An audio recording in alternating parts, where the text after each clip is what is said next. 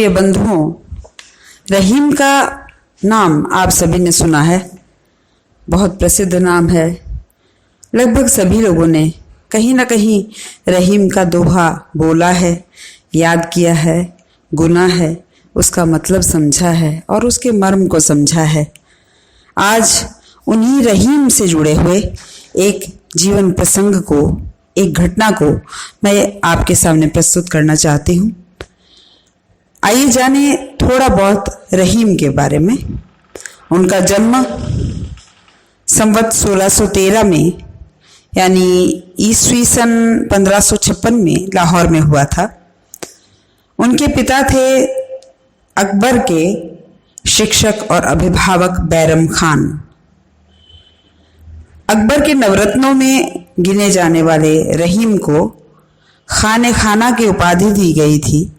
अकबर ने उन्हें यह उपाधि दी थी सन 1584 में।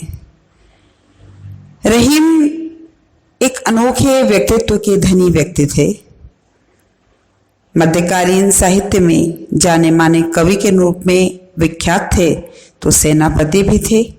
बहुत अच्छे और कुशल प्रशासक थे, आश्रयदाता थे, कूटनीतिज्ञ थे। बहुत सी भाषाओं का ज्ञान था उनको, अतः एक अच्छे बहुभाषाविद थे, कला प्रेमी और विद्वान थे। एक ऐसी विशेषता जिसके बारे में बहुत कम लोग जानते हैं, उसी से जुड़ा है आज का ये प्रसंग कि वे दानवीर थे। रहीम को दान देना पसंद हैं, उन्हें बहुत सुख मिलता था उससे। इस विशेषता को उस समय के सभी लोग जानते थे। तो ऐसा कहते हैं कि जब एक बार वो किसी युद्ध शिविर में विश्राम कर रहे थे, तो उनके नाम के बारे में सुनकर सभी याचक लोग आ गए और उनके शिविर के सामने एक लंबी सी पंक्ति, एक लंबी लाइन लग गई। तुलसीदास जो समय के बहुत प्रसिद्ध कवि थे, उन्होंने किसी एक याचक के माध्यम से एक छोटा सा दोहा भेजा।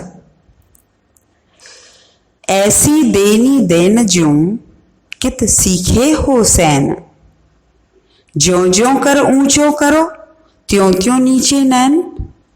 इसका अभिप्राय है, ऐसी देनी देन ज्यों, ऐसा जो देना है, ऐसा दान करना है, कित सीखे हो सैन। हे रहीम, हे सैनिक, आप कहाँ से सीखे हैं?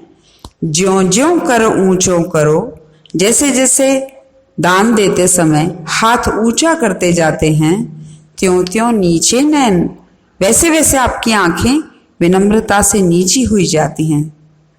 रहीम ने जैसे ही उस दोहे को पढ़ा तो वो समझ गए कि ये किसी कवि ने भिजवाया है, और उन्हीं की शैली में जवाब देते हुए उन्होंने यह दोहा कहा।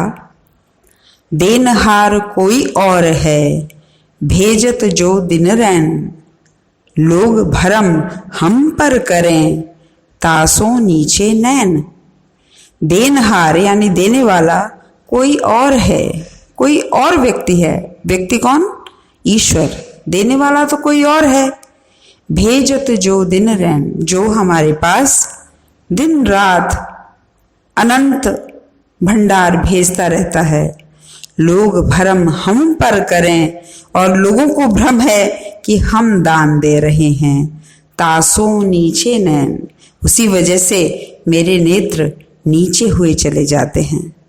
तो यहाँ इस प्रसंग में हमें रहीम के व्यक्तित्व के एक अनोखे आयाम का ज्ञान होता है कि वे कितने बड़े दानी थे, और दान का बिल्कुल भी अहम नहीं था उनको, अपितु विनम्रता थी कि बढ़ती चली जाती थी।